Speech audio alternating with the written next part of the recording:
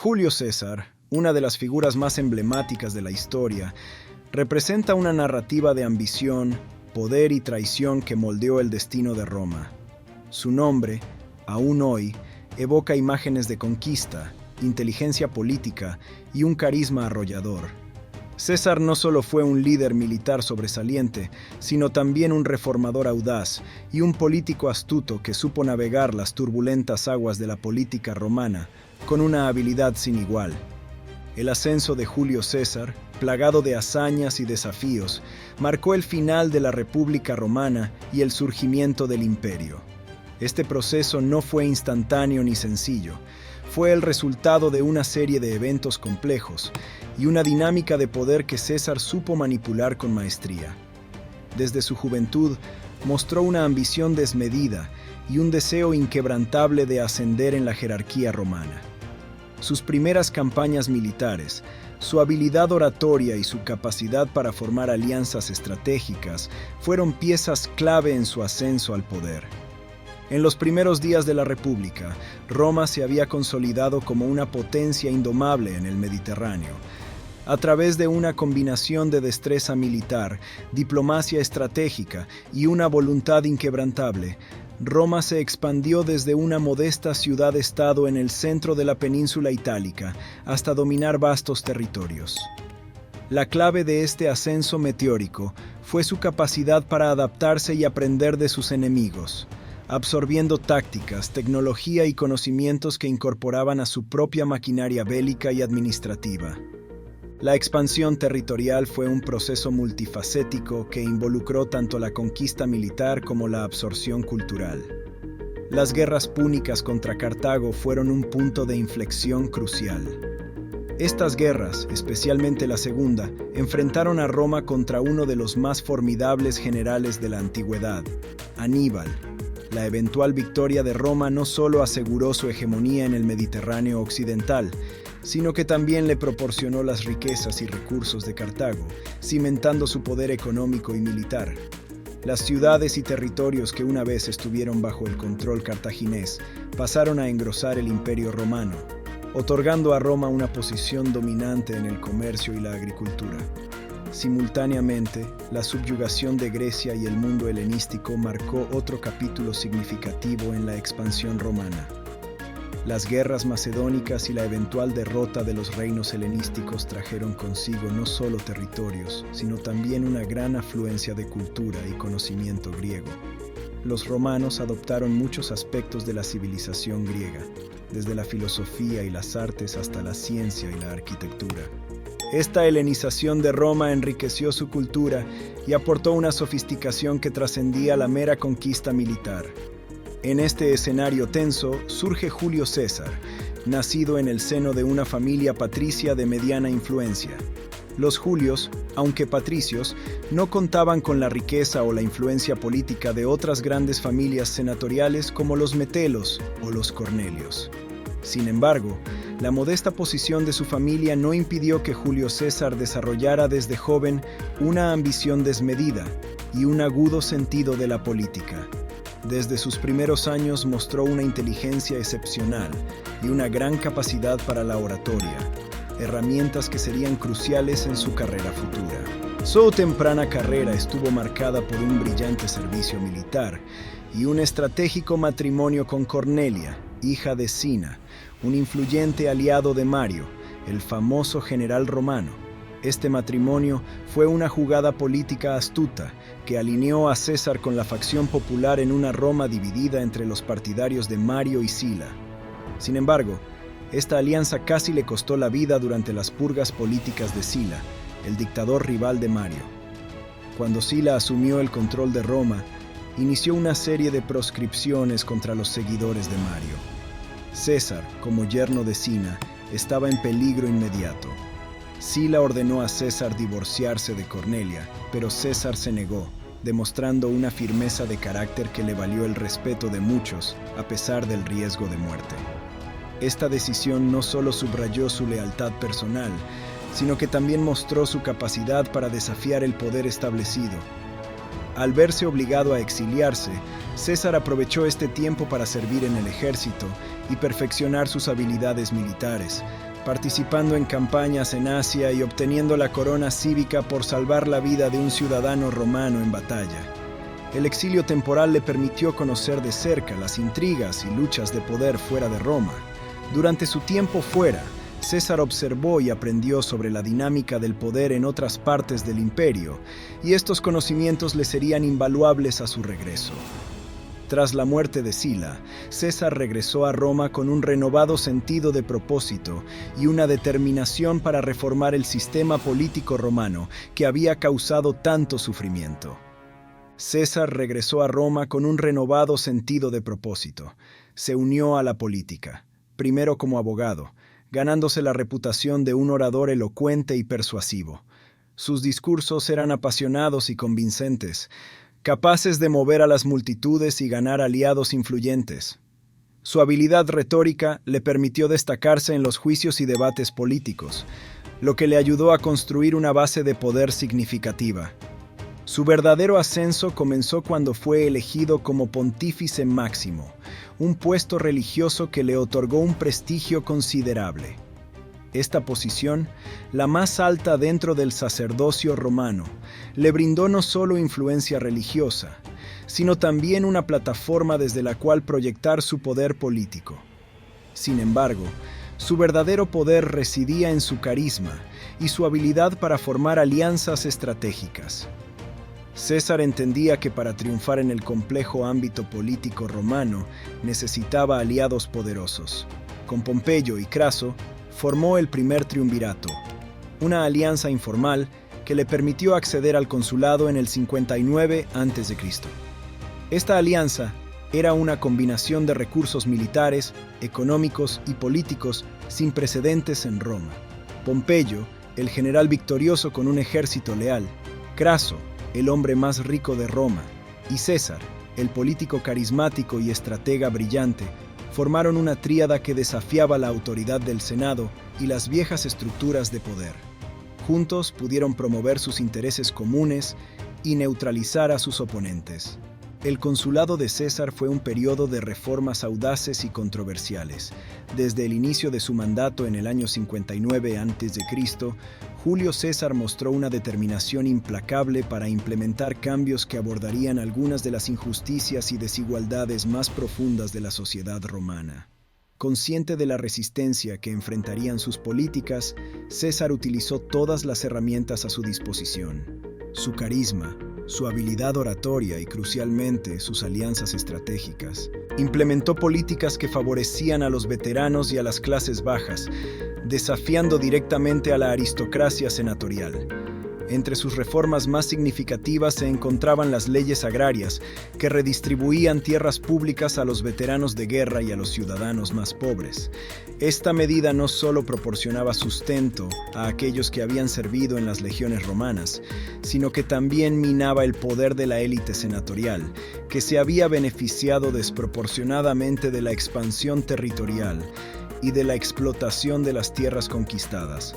Además, César promulgó leyes para la reducción de deudas, lo cual aliviaba la presión financiera sobre los plebeyos y los pequeños agricultores. Este acto, aunque popular entre las masas, provocó la furia de los acreedores ricos y de la clase senatorial, quienes veían en estas medidas una amenaza directa a sus intereses económicos. Otra reforma crucial fue la revisión del sistema de impuestos en las provincias, destinada a reducir la corrupción y el abuso por parte de los recaudadores de impuestos, protegiendo así a los provincianos y asegurando una recaudación más justa y eficiente para Roma. Estas reformas, aunque necesarias, incrementaron las tensiones políticas. La resistencia de los optimates, la facción conservadora del Senado, fue feroz. Los senadores veían en César no solo un reformador, sino una amenaza existencial a su poder y privilegios. Las sesiones del Senado se convirtieron en campos de batalla verbales, y la oposición a las medidas de César a menudo se traducía en intentos de sabotaje y enfrentamientos abiertos. Sin embargo, César, con su habilidad para manipular la opinión pública y su control sobre los tribunos populares, lograba sortear estos obstáculos. A pesar de la oposición, las reformas de César consolidaron su posición como líder del pueblo. Los plebeyos y los veteranos lo veían como un defensor de sus derechos y necesidades, alguien dispuesto a desafiar a la poderosa élite en su nombre. Esta conexión con el pueblo no solo le proporcionaba una base sólida de apoyo, sino que también le confería una legitimidad que trascendía la mera autoridad política. César se presentaba como un protector de la justicia y un restaurador del equilibrio social, ganándose la lealtad y el respeto de aquellos que más sufrían bajo el antiguo sistema. La capacidad de César para navegar este terreno político, construir alianzas y manipular la opinión pública, cimentó su camino hacia un poder aún mayor. Formó y mantuvo alianzas clave, como el primer triunvirato con Pompeyo y Craso, que le permitieron neutralizar a sus oponentes más formidables y asegurar la aprobación de sus leyes. Además, utilizó hábilmente las celebraciones públicas, los espectáculos y las distribuciones de grano para ganar el favor de las masas y consolidar su imagen de benefactor. César también aprovechó las redes de patronazgo y las lealtades personales para construir una base de poder que no dependía únicamente del Senado. Su cercanía con el ejército y su habilidad para inspirar lealtad inquebrantable entre sus soldados fueron elementos cruciales de su ascenso. Los soldados, beneficiarios directos de sus reformas agrarias, estaban dispuestos a seguirlo con devoción, lo que le proporcionó una fuerza militar que podía rivalizar con cualquier oposición senatorial. Presagiando la transformación radical de Roma que estaba por venir, las acciones de César durante su consulado establecieron los cimientos para el fin de la República y el surgimiento del imperio.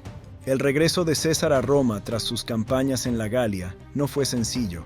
Durante casi una década, César había consolidado su poder y prestigio a través de una serie de brillantes victorias militares que expandieron significativamente los territorios romanos y llenaron las arcas del Estado. Sin embargo, su éxito militar y la lealtad de sus legiones alarmaron al Senado, especialmente a la facción conservadora dominada por Pompeyo. Pompeyo, quien había sido aliado de César en el primer triunvirato, ahora veía en él un rival peligroso. La muerte de Craso, el tercer miembro del triunvirato, y la creciente desconfianza entre Pompeyo y César, exacerbada por la manipulación del Senado, llevaron a una ruptura definitiva entre los dos. La rivalidad entre Pompeyo y César se intensificó hasta que, en un acto audaz, César cruzó el Rubicón en el 49 a.C., una clara declaración de guerra civil. Este pequeño río en el noreste de Italia marcaba la frontera entre la provincia de Galia Cisalpina, gobernada por César, y el territorio directamente controlado por Roma. Al cruzarlo con su ejército, César violaba la ley romana, que prohibía a un general llevar sus tropas fuera de su provincia sin permiso del Senado. La suerte está echada. Esas palabras resonaron a través de la historia, marcando el punto de no retorno para la República Romana.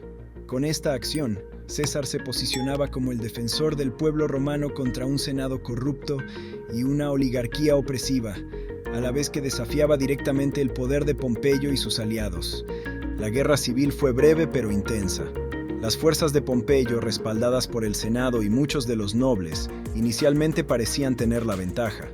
Pompeyo, un general experimentado y anteriormente el hombre fuerte de Roma, contaba con numerosos recursos y aliados. Sin embargo, la habilidad militar de César y la lealtad de sus tropas, curtidas en las campañas de la Galia, resultaron decisivas. En la batalla de Farsalia en el 48 a.C., en las llanuras de Tesalia, César, a pesar de estar en inferioridad numérica, utilizó tácticas superiores para infligir una derrota aplastante a las fuerzas de Pompeyo. La batalla de Farsalia no solo demostró la genialidad militar de César, sino también su capacidad para inspirar y motivar a sus hombres en las circunstancias más difíciles. Pompeyo huyó a Egipto, buscando asilo y apoyo, pero fue traicionado y asesinado por orden de Ptolomeo XIII, el joven faraón que esperaba ganarse el favor de César. Al llegar a Alejandría, César se vio envuelto en la política del Nilo, donde conoció a Cleopatra. Cleopatra, en busca de un aliado poderoso para afianzar su propia posición, sedujo a César, quien la apoyó en su lucha por el trono egipcio. La alianza entre César y Cleopatra fue tanto política como personal, y su relación resultó en el nacimiento de su hijo, Cesarión.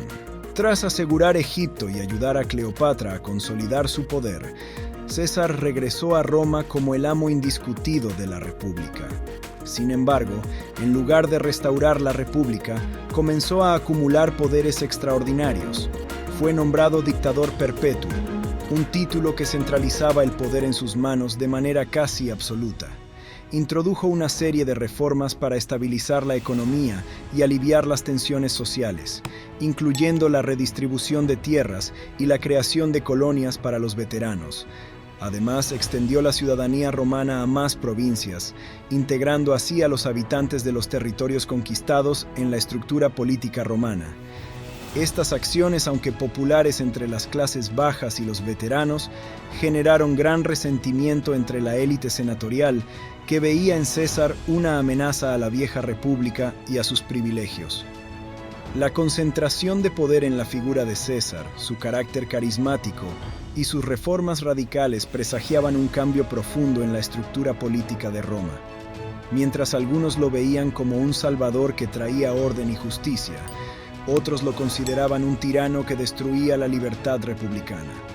La ambigüedad de su legado y el impacto de sus acciones continuarían reverberando mucho después de su asesinato en los idus de marzo del 44 a.C., sellando el fin de la República y el inicio de una nueva era imperial bajo Augusto, su hijo adoptivo y sucesor.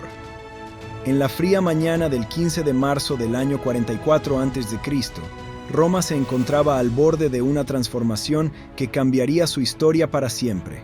Julio César, el dictador perpetuo y amo indiscutido de la República, caminaba hacia el Senado sin saber que ese sería su último día. Rodeado por conspiradores, hombres que una vez llamaba amigos y aliados, su asesinato marcaría el fin de una era y el comienzo de otra. El asesinato de Julio César no fue un evento repentino ni aislado. Fue el clímax de una serie de tensiones acumuladas durante años de guerra civil, reformas políticas y consolidación de poder. César había ganado la guerra civil contra Pompeyo, se había convertido en dictador perpetuo y había implementado una serie de reformas que, aunque populares entre el pueblo, habían alienado a la élite senatorial. La concentración de poder en sus manos y su creciente autoridad absoluta provocaron miedo y resentimiento entre los senadores, quienes veían en sus acciones una amenaza directa a la República. El complot para asesinar a César fue encabezado por Gayo Casio Longino y Marco Junio Bruto, dos hombres con motivaciones y antecedentes diversos. Casio, un militar experimentado y antiguo partidario de Pompeyo, veía en César un tirano que debía ser eliminado para salvar la República. Bruto, por otro lado, tenía una relación más compleja con César. Hijo de Servilia, quien se rumoreaba que había sido amante de César, Bruto había recibido numerosos favores y apoyo de su parte. Sin embargo, su devoción a los ideales republicanos y su sentido del deber lo llevaron a unirse a la conspiración. El plan era sencillo pero audaz: atacar a César durante una sesión del Senado, donde no podría estar acompañado por su guardia personal. Los conspiradores, armados con dagas escondidas bajo sus togas, esperaron a que César llegara al Teatro de Pompeyo, el lugar designado para las reuniones senatoriales en esos días. A medida que César entraba, los conspiradores se acercaron con pretextos para rodearlo. El ataque comenzó cuando uno de los senadores, Lucio Tilio Cimbro, presentó una petición a César. Mientras César la revisaba, Cimbro tiró de su toga, una señal para que los demás atacaran.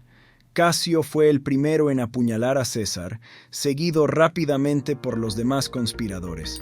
El dictador trató de defenderse, pero fue superado por el número y la ferocidad de los atacantes. Según relatos históricos, recibió 23 puñaladas en total. La escena fue caótica y sangrienta. César, en un último acto de resistencia, se cubrió la cabeza con su toga y cayó al pie de la estatua de Pompeyo, su antiguo rival. Las palabras ¿Tú también, Bruto?, atribuidas a César por el dramaturgo William Shakespeare, aunque no verificables históricamente, encapsulan la traición sentida por el dictador en sus últimos momentos. Este grito de dolor y sorpresa simboliza el profundo impacto de la traición de Bruto, alguien que César había tratado como un hijo. Tras el asesinato, los conspiradores, convencidos de que habían salvado la República, salieron a las calles proclamando la libertad de Roma. Sin embargo, su visión optimista no preveía la reacción del pueblo romano. La muerte de Julio César no trajo la restauración de la República, sino más caos y conflicto. El pueblo, que había visto a César como un defensor y benefactor, se enfureció al saber de su asesinato. Marco Antonio, aliado cercano de César y cónsul en ejercicio, aprovechó el resentimiento popular para condenar a los asesinos y buscar venganza. La lectura del testamento de César aumentó aún más la tensión. En él, Julio César dejaba una considerable cantidad de dinero a cada ciudadano romano y legaba sus jardines a la ciudad, acciones que reforzaron su imagen de líder preocupado por el bienestar del pueblo. Además, nombraba a su sobrino nieto, Cayo Octavio, como su hijo adoptivo y principal heredero, sentando las bases para la futura ascensión de Augusto y el establecimiento del Imperio Romano. Los asesinos, inicialmente aclamados por algunos sectores del Senado, pronto se dieron cuenta de que habían subestimado la popularidad de Julio César y la reacción violenta de las masas. Obligados a huir de Roma, se dispersaron por diversas regiones, buscando refugio y apoyo. Pero su destino estaba sellado. En los años siguientes, la guerra civil se reavivó y los principales conspiradores, incluyendo Casio y Bruto, encontraron su final en las batallas de Filipos en el 42 a.C., donde fueron derrotados por las fuerzas de Marco Antonio y Octavio. La guerra civil que siguió permitió a Octavio, el futuro Augusto, consolidar su poder y establecer un nuevo orden político. En el año 27 a.C., Octavio fue proclamado Augusto, el primer emperador de Roma, marcando el fin de la República y el nacimiento del Imperio Romano. El asesinato de Julio César es una de las historias más fascinantes y trágicas de la antigüedad. Es una lección sobre el poder, la traición y las complejidades de la política. Los actos de ese fatídico día reverberaron a lo largo de la historia, recordándonos las consecuencias de la ambición desmedida y la fragilidad de las estructuras políticas. Aunque César murió, su legado perduró, transformando a Roma y dejando una marca indeleble en la historia de la humanidad. Gracias por acompañarnos explorando a este personaje histórico del Imperio Romano. Déjanos en los comentarios qué otro tema te gustaría que exploremos. No se te olvide dejar un like y suscribirte si te gusta el contenido. Nos veremos pronto.